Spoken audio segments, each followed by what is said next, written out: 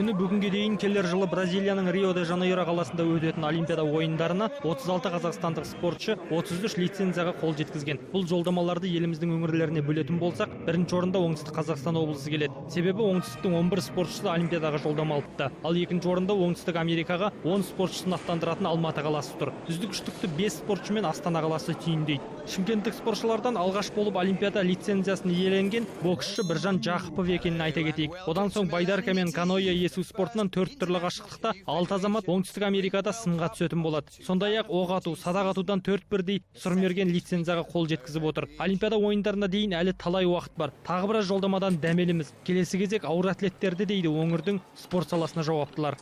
Негізінен бұл үлкен жетістік. Мен ойлаймын, алдағы уақытта әлі уақыт бар.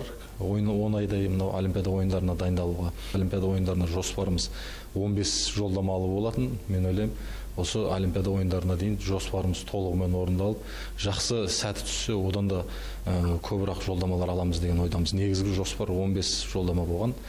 Қазір жүйелі түрде кезең-кезеңмен жоспарымыз тура келе жатыр.